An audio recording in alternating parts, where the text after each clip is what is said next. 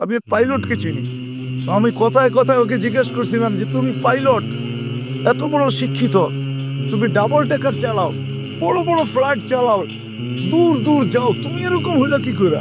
আমাকে বলতেছে মৌলানা, मैंने अल्लाह को करीब से देख के हुआ। আমি আল্লাহকে কাছের থেকে দেখা তারপরে এরকম হয়েছে।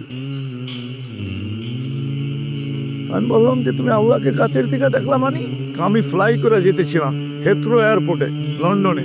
যখন আমি ইংল্যান্ডের সীমানায় ঢুকে গেছি হেথ্রোতে আমি ল্যান্ডিং করব, তো আমি বটনে পুশ করে চেকিং করে এর আগে চেক করে যে সবকিছু ওকে আছে কিনা।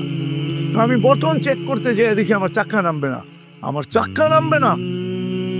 কিন্তু আমার কাছে ফুয়েলও নাই যে আমি ফেরত যাব, কেন আমি 9 ঘন্টা ফ্লাই করে আসছি, 18 ঘন্টার ফুয়েল আমার কাছে নাই। আমাকে হয়তো ক্রাশ করাইতে হবে, রেলে নামতে হবে যে কোনো ভাবে।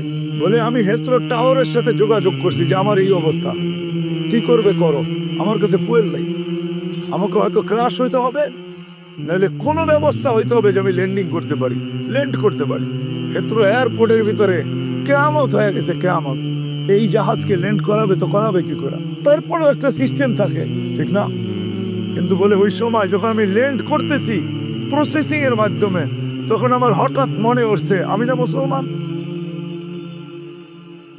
তখন আমার মনে উঠছে আমার আল্লাহ না সব পারে।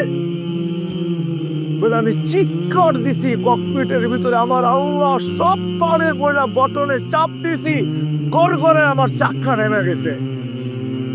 আমি স্বাভাবিকভাবে ল্যান্ডিং করছি, আগের কেয়ামতের চেয়ে বড় কেয়ামত হয়ে গেছে। পুরা এয়ারপোর্ট ছুটে আসছে, তুমি আমাদেরকে এই ধোকা দিলে কেন?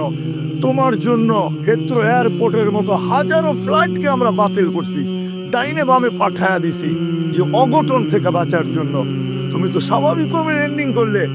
তাই আমি বললাম যে চেক করো, তারপরে কথা বলো।